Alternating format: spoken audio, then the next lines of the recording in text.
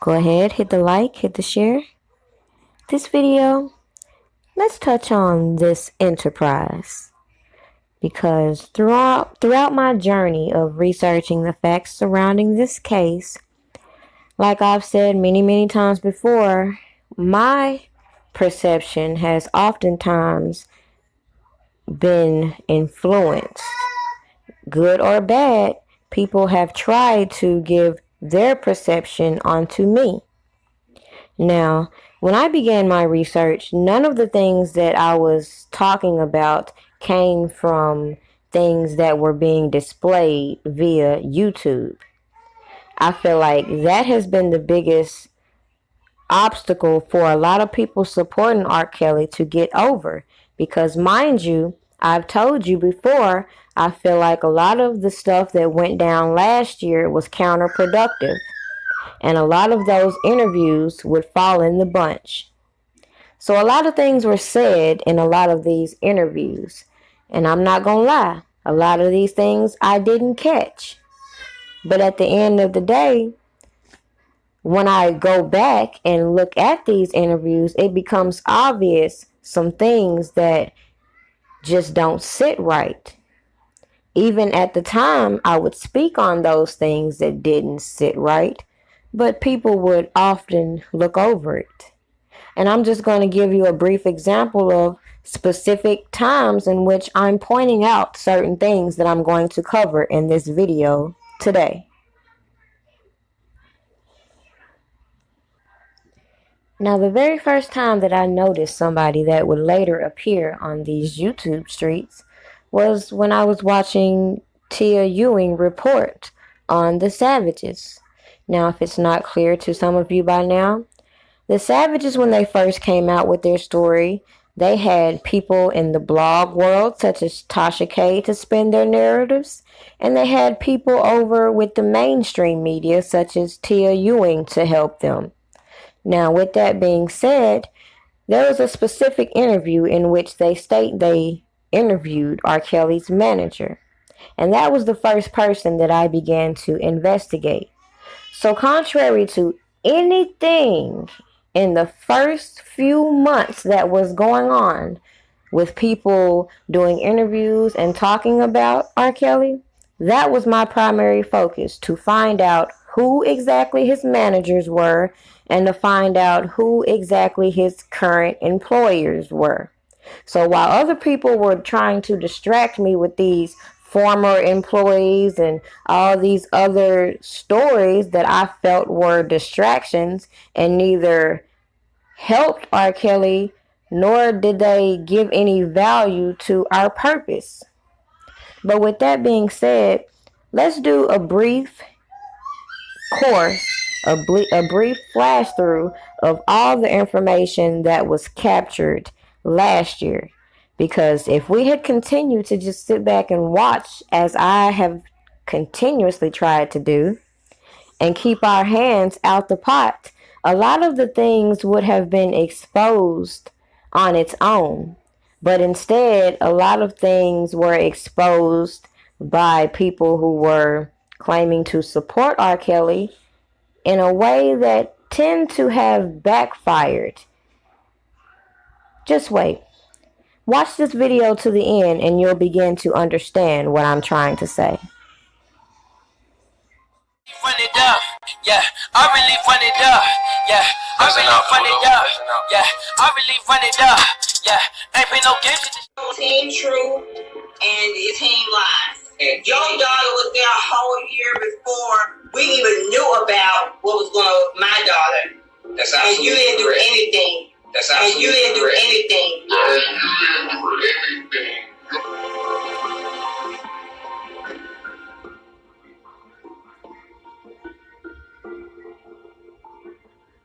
Their parents are cowards. I'm calling it like it is. They are cowards. And if they don't want to come forth, I'm calling them out.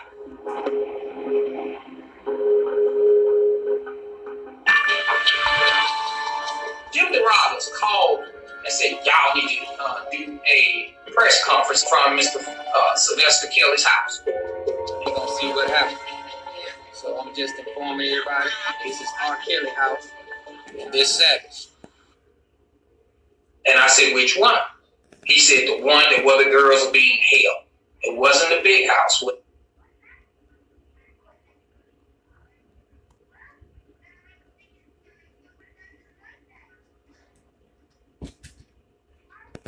we went to the house. Whether Mr. Kelly was there or not, we didn't know.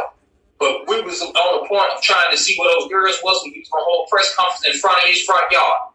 It was me, my wife, and my 2 girls, and you had Ashanti there and her boyfriend. Asante McGee, this woman right here with the braids, now that's her boyfriend behind her, and that they actually coached her on what to say and how to say it. And when you watch the press conference, guys, it does appear that Joycelyn Savage's father is coaching her on what to say. Now, Mr. Clare is supposed to have been there. Mr. Clare wasn't there. I talked to Mr. Clare when I got back to the house, and Mr. Clare was doing some things on Twitter. He didn't come to the press conference.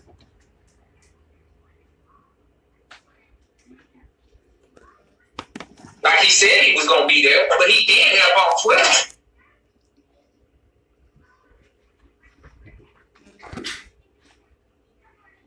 And your daughter was there a whole year before we even knew about what was going on with my daughter. That's absolutely and you didn't do correct. anything.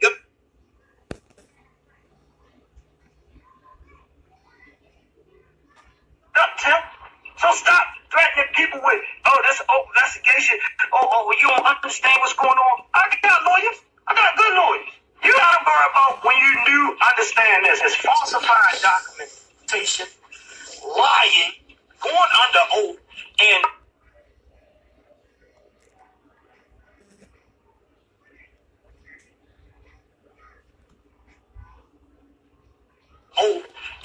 I can keep naming the shit that probably gonna come back. Go have a conversation with Greg. Tell him get ready for the ramp, because y'all got a lot of defamation of characters and disrespect and threats. Tell him you got all types of threats. So, but they put up this now that I better be careful and keep the savages. They gonna drop the tapes. Please drop the tapes, and I'm gonna show you the difference between me and emulation. You just got him a wife for life.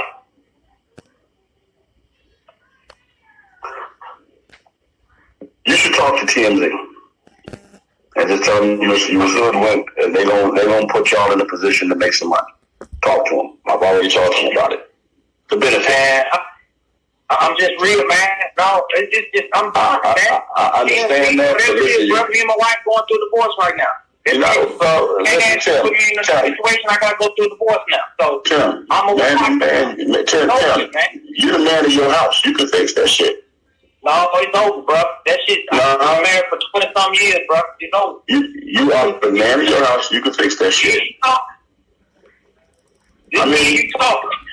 I already called some folks, my brothers, all them, man. This shit. Once I do that, bro, marriages don't get fixed after that. You should know this.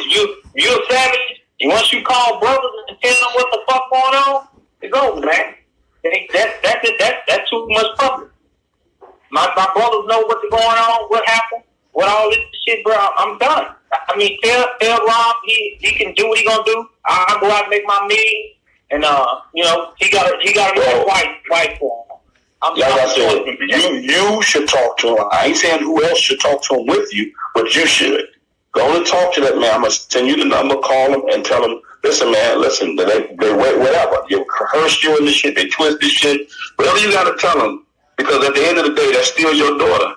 When all of this shit, the dust settles, you're going to want a relationship with her, and what you're going to want to be out there is that, listen, man, I screwed up, but maybe, I don't know if you feel that way. If you feel like you made a mistake. But whatever happened, I just wanted to, get back close to you.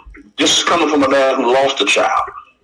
I mean, so if I had it in me right now to go back in time and say 2 words to my baby girl, I would do it. I don't. So say something positive so you can have that at least out there. So when she sees it, it's public. Listen, baby, I'm sorry.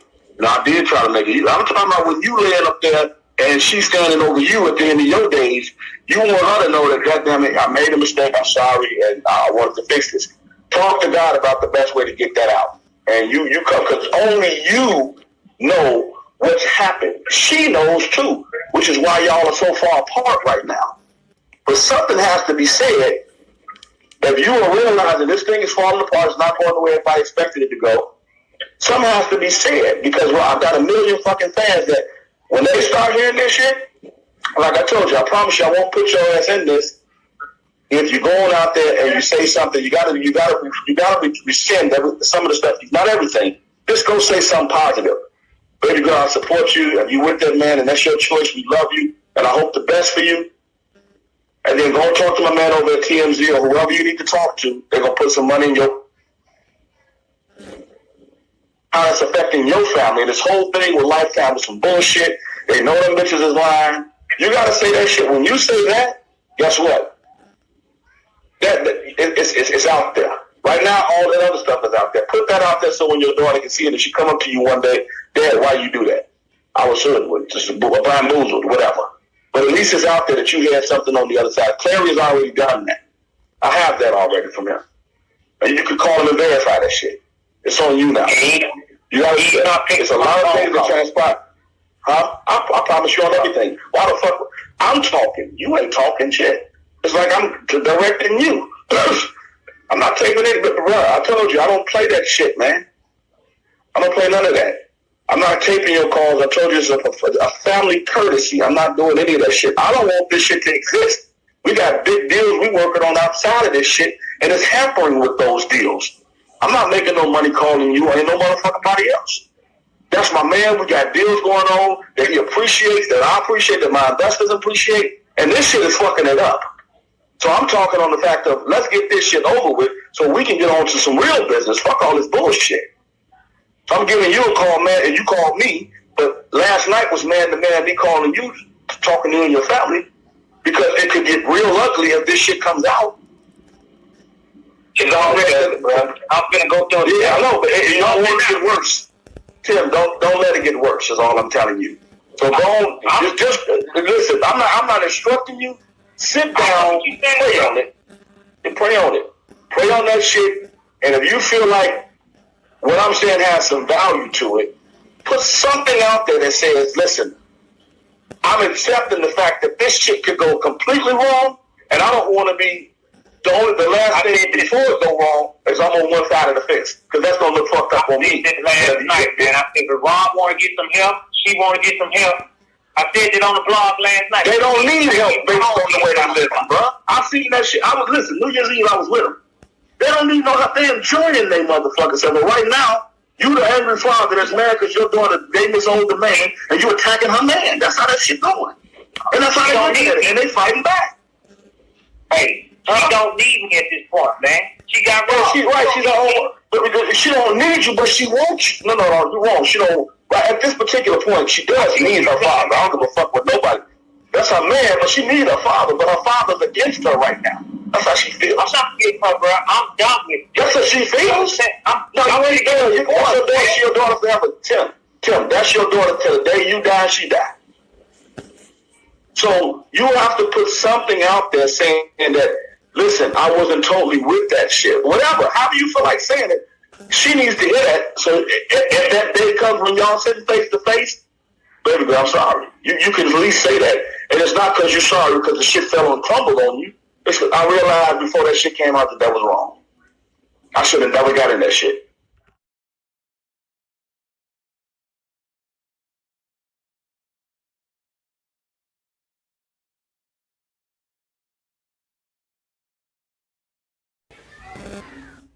You think he should be arrested? Absolutely. Tonight, a Pix 11 exclusive. We were the only station there as Faith Rodgers filed a criminal complaint against R. Kelly.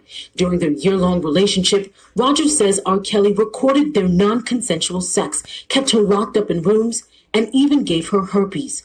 Rodgers sat down with us to explain how and why she got caught up with the notorious singer. I met R. Kelly in San Antonio at a concert backstage. It was March of 2017. Rodgers says R. Kelly gave her his phone number. There were calls and text messages for 2 months, and then an invitation to come to one of his concerts here in New York. In the beginning, the conversations, they were really friendly. That all changed once Rodgers arrived in New York. She says after that show, Kelly invited her to a hotel room in Suffolk County, Long Island. That was our first time having a sexual encounter. Rodgers filed this lawsuit against Kelly last month, claiming that night in May of 2017, the singer initiated non-permissive, painful, and abusive sex after she told him she wasn't ready. Everything is directed. It's scripted. I was critiqued the whole time. That was just the beginning of a year-long nightmare. He could be sitting here and talking to me and calm, and then I'm not sure what takes over him, and then the next minute he's interrogating me, and it's like if you don't say the right thing, he could just snap. Lee Merritt is Rodgers' attorney. Mr. Kelly has gotten away with this kind of deviant, predatory behavior for the past 2 to 3 decades. In 1994, R. Kelly had a secret marriage to the singer Aaliyah. He was 27, she was 15. In 2002, R. Kelly was arrested on child pornography charges and later acquitted. Last year, BuzzFeed ran an expose claiming R. Kelly was the mastermind of his own personal sex cult. But as the Me Too movement gained momentum, so did the hashtag #MuteRKelly. I just think enough is enough. Today, Rodgers spoke with Suffolk County detectives about her R. Kelly experience, hoping it's a step towards justice and healing. For me, my light at the end of the tunnel would be seeing young girls walk away from their abusers. No woman should be victim shamed, harassed, or retaliated against because she assured her rights and spoke her truth. Robert Kelly, the Faith Rodgers you knew, that you met when I was 19 years old, no longer exists. She was vulnerable and impressionable. The 21-year-old Faith Rodgers you're seeing now is much wiser and much stronger. I have learned not to ignore the signs of abuse, manipulation, or intimidation. I also have a message for young women who have heard my story. Please take heed and precaution when involving yourself in a relationship.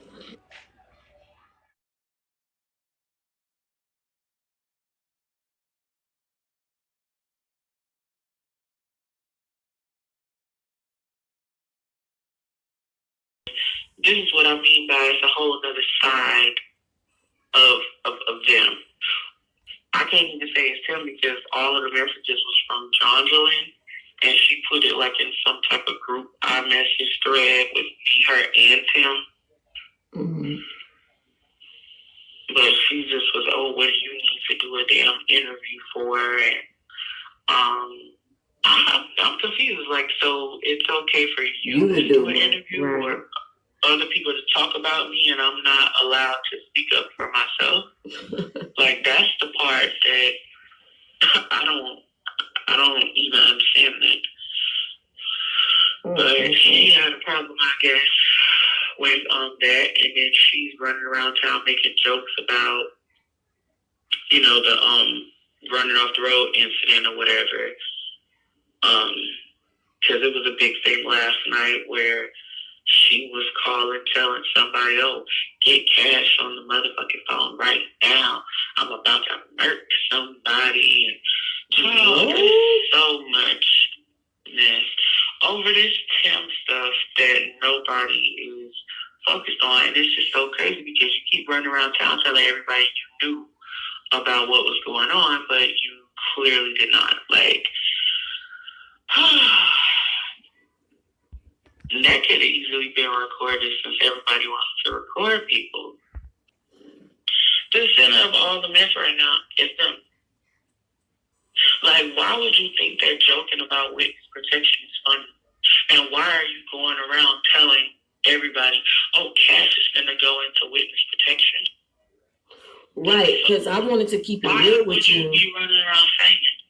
I wanted to keep it real with you. I was about to release some audio about what you were saying about them. And I did update and say that you went into witness protection. Did you? Wait, you said you did an update saying that? No, I haven't done nothing yet. I said I was about to. Oh, well, no, Jesus please don't say that I went into witness. Please do not say that. Oh, okay. Because did you go into witness protection? No, I have not. For the simple fact that going into witness protection, most people go into witness protection when they snitch. And if Rob or somebody hears that I'm in witness protection, then it's going to be like, okay, what is this bitch doing? Wow. Which is why everybody found it interesting last night, finding out that Jongelyn went to this person that we all suspect works with him. Who, Alexis? And you must have talked to them last. What? No, I'm just wondering. No, I'm just putting it together, baby. Telling you.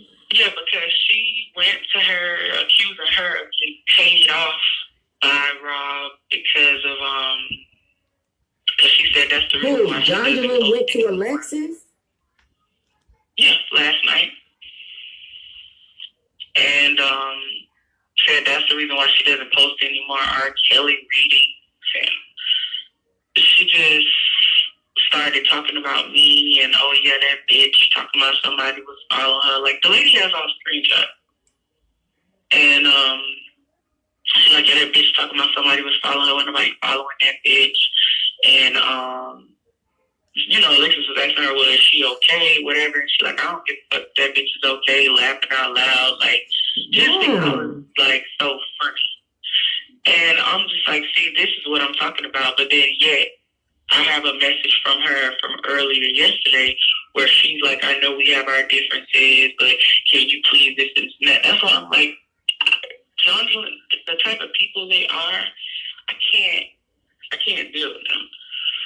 Right. Period. And they was like this long before that recording.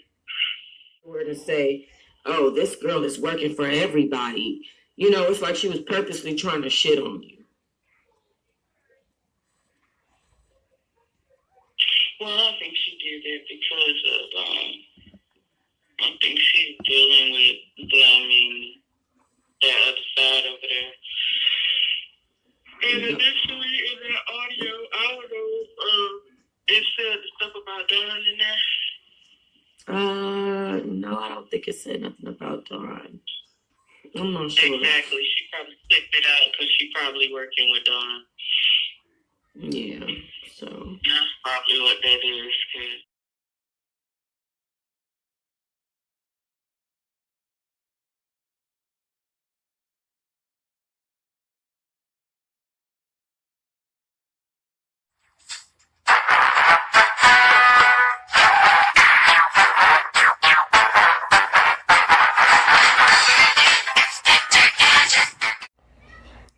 We all know these cases against R. Kelly is not really about these alleged victims.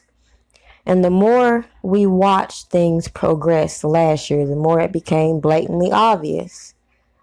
So, of course, when it comes to the fact that there was a lot of suspect people coming out speaking, yet how would it make anything look positive for the person you're supporting to throw accusations at people that are unfounded? There was a lot of inconsistent statements said in a lot of these interviews. But the fact that the focus was only on specific people, it just made me look at a whole lot of people with the side eye. I mentioned this, and of course, that would make me a target to a lot of individuals. And if you go throughout my videos, you can tell when I'm having these issues because I speak on it. Nonetheless, people are on the slow bus acting brand new to these facts. So even when it comes to, let me hit on one person in particular that they have died waiting for me to give commentary on. But the gag is, I already have.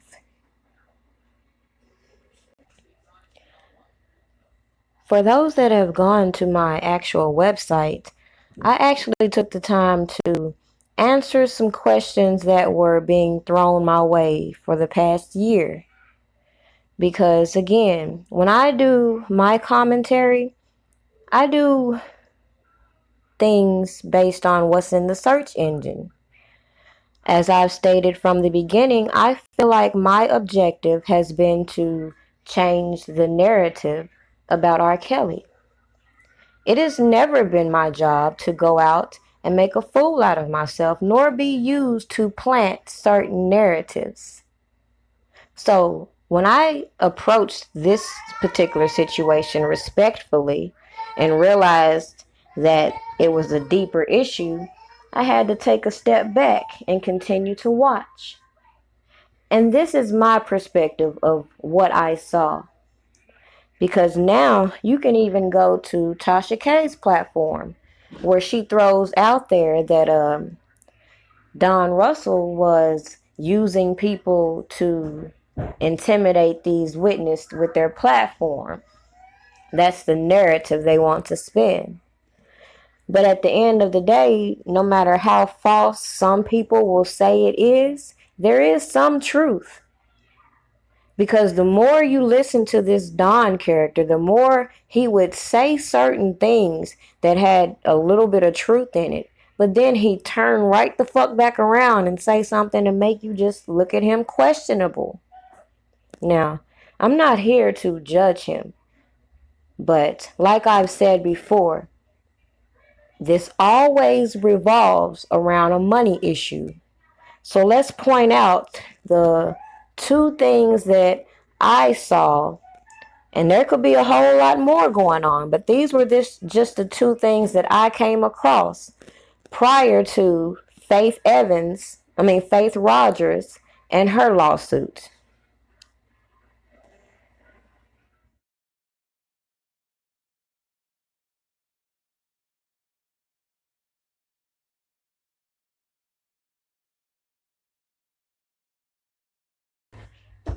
What are the odds you have all these people backing away from R. Kelly who have had these positions for quite some time and who have been involved in some questionable business practices?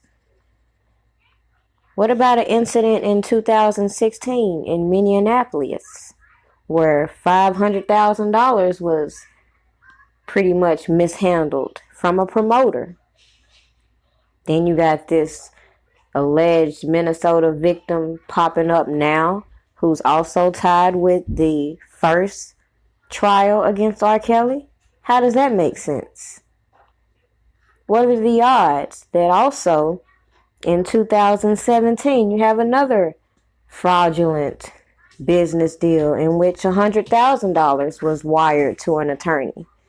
And we hear an attorney involved in this case being thrown around on these YouTube streets, representing RSK Enterprises. And what are the odds that a tour manager is mentioned in this case by the name of Courtney Carter? Then you have another alleged victim by the name of Lanita Carter coming out.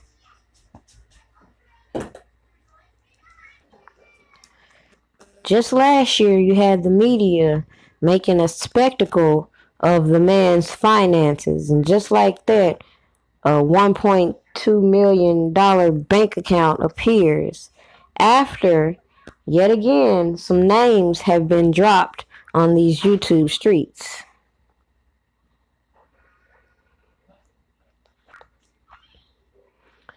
Whose name was the account in? None other than the person everybody kept referring to as the man who has R. Kelly's money. Same person who has been around from the beginning of all this. Isn't it interesting? He would get involved in this whole little conspiracy to bribe an alleged Jane Doe after all this talk on YouTube. It's a lot of strange activity that has occurred on YouTube. And this is the point that I am making. We all knew these sex abuse claims were very weak. The chances of having any evidence at all was slim to none. But anybody that does a little research can find that getting a conviction on a conspiracy surrounding a RICO act is not going to be hard when you have people agitating certain situations and fulfilling certain roles, whether they know it or not. You got people carrying messages, whether they know it or not. The people who ended up receiving the message took it this way. The point we've said many times before. Think about the way things are being presented before you put it out there. Because if you rewind this video and watch it again, you will see a little bit of intimidation, a lot of threatening being mentioned. The same thing we see going on with these so-called supporters. When they feel like it's cool to give a temper tantrum for whatever reason, they're justified in making threats. You see, I can sit here personally and verbally defend myself all day against people talking shit against me. Not one day will I play the victim. But these people who I feel like, whether they know it or not, who have been used to carry these narratives, are again demonstrating how people are viewing R. Kelly now. How they're forcing this narrative of witness intimidation, threatening, obstruction of justice. What do we see going on YouTube? Even if people had stayed back and just watched it played out, there were people on the opposite side, of course, playing their roles. I don't understand how that is not going to come into play in this RICO Act. Because if you ask me, all of it looks like it's combined.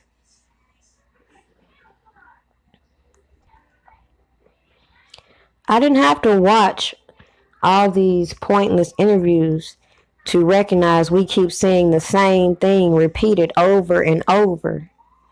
People close to this man have been giving all these other people access to him. And that is the reason he's in the situation he's in today. And the fact that we can sit back and watch how he is being held accountable for all these other people's actions should show you where the government is building this RICO case. For all we know, these people were fully aware of the consequences of certain things they did. And in order to, I guess, look the part in the public, you may need to point the finger at other people to shift the focus off of you.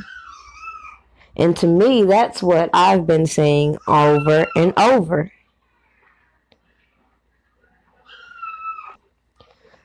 I said long ago, people wanted to throw other people out there and they don't want them to actually respond.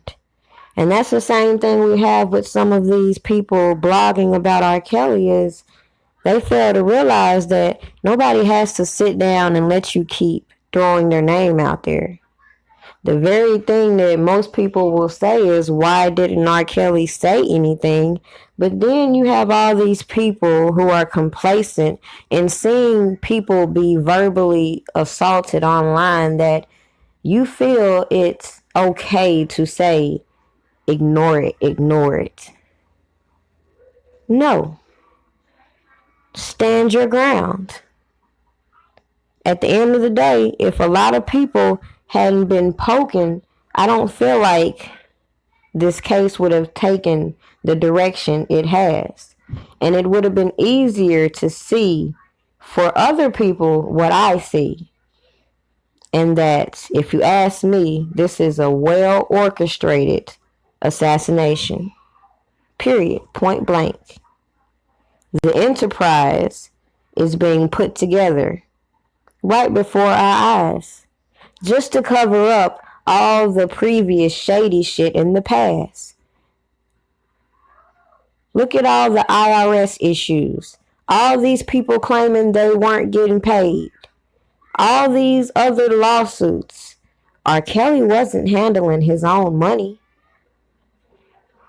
People need to start asking the right questions. How are some of these so-called victims who were actually assistants able to just tell their story with no questions asked? Oh, I get it. Because as I continue to watch everybody else's reaction to what's going on, they don't care because it doesn't directly affect them.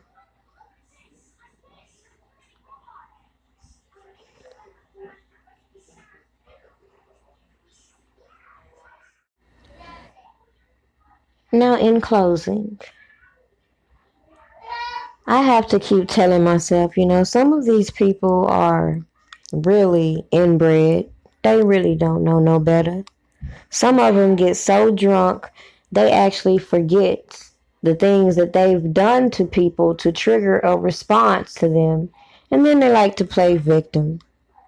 But like I said, I'm not finna be going back and forth with stupid people. Y'all can stop sending me this person's responses, because at the end of the day, y'all watching me, y'all know I don't fuck with people unless they come from me. And like I said, see, this is what happens when stupid people try to lead people.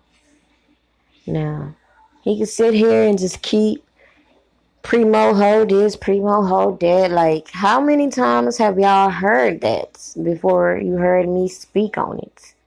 So if those little treasure trolls over there want to believe the stuff that he's posting, that's fine with him. But like I've said, show me where you've provided me information with the proof. Otherwise, feel free to shut the fuck up. Because you ain't talking about shit.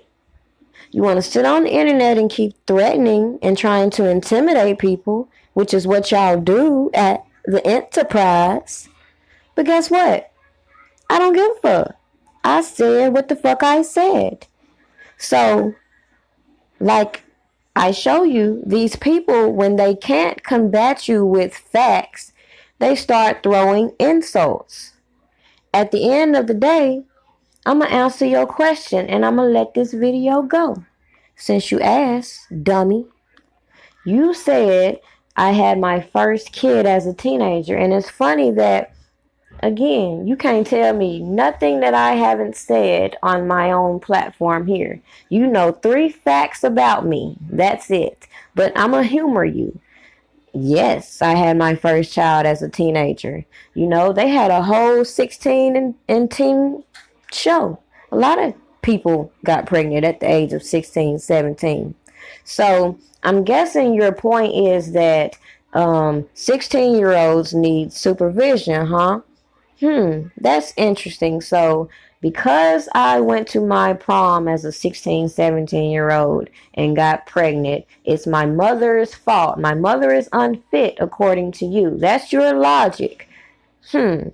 See, if I had stupid motherfuckers like you to defend me, I'd be up shit creek. Because common sense should tell you, regardless of whether a child is supervised or not, an adult should know not to fuck with them. Period, point blank. So I'm confused by your fucking logic and your point. You're trying to throw insults at me, demonstrate this typical behavior of bullying. I'm confused. I'm confused how other people don't see what I see. And if you don't see the connections within these people and their bullshit, I don't know what to tell you. Do you still expect people to buy your music? How do you think your music should sit with people? Absolutely. I think they should, although a lot of them may not. But like I said, I'm really not fighting for my career here. I'm fighting for my rights, and I'm fighting to have a relationship with my kids most of all, more than anything. I want a relationship with my kids because I've missed a lot of years of their life. They love me. I love them. And they want a relationship with you. I bet you they do. Yeah. I bet my breath on it. You know, but they're pressured, and I get it. They're pressured. Damn, why she said it like that? And they want a relationship with you. So I get it, but I believe that's going to change in due time. You have daughters. If your daughters called you and said that somebody is doing to them what the allegations are about you, would you be okay with that? Let me tell you something. I'd be up in that mother, everything up. I had to bleep myself, but I would. Yes. If your daughters came to you and said, "Look, this guy is doing to me what the allegations are against you," then I would have to arrest myself after I did what I had to do. You've been very candid that you are a sexual abuse survivor yourself. You've talked very candidly. You were molested from the ages of 7 to 13, 14. How do you think that has affected you? It hasn't affected me at all. I mean, it has affected me in a way, though. Yeah. It affected me in this way. Anything that I've been through, that or any struggles I've had in my past has affected my music. It has... Has it affected your behavior? Absolutely not. Because I'm going to tell you something. I know people say, well, he was abused. Exactly. Well, that's why he's doing that. No. The experts will tell you this. Most people who are abusers have been abused, but not all people that have been abused go out and abuse others. Okay. And so that's why I asked the question. That's what the experts say? That is what the experts say. All, did they? No, they didn't. No, all right. No. Here I stand. So that's why I'm asking. I'm in the not all. I'm in the not all, okay? But they also didn't say when you're R. Kelly, okay, and you're famous and your name is ringing 25 million times a day all over the world, okay, of people trying to get money from you, okay? And they're using your past. They're using the past allegations, the past case that he beat to link it on to that, okay? They're using that. When you say that you need help, do you think you need to go to therapy? Have you been to therapy? Absolutely. At this point, I'm definitely talking about that. About going? Oh, absolutely. Yeah. It seems like, some could say you might seem out of touch to a lot of people. What do you mean? Well, I mean, your perception of the charges against you. I know it's your side and it's your story, but you have a different perception that most of the world has about you. No, I have a truth. People have perception. People have the perception. I have truth. You hear that? She's saying his story about himself is just his perception. He can't just tell his side. Interesting. Do you think you're invincible? Oh, absolutely not. I just think I'm human. This was the most stupid waste of time interview I ever saw in my life. And if y'all can't tell the bias and the line of questioning she got and how that train right there is what set into motion a lot. All these body experts coming out to show how guilty R. Kelly is supposed to be because he did this, and that. At the end of the day, that's their perception. But he still has a right to a fair trial, which is being denied by the circus purposely being constructed around his case. Period, point blank. Even the Boston Massacre killer got another appeal for his trial, considering the media coverage he got. And look at him. Nobody even knows his name to this day. But everybody knows R. Kelly.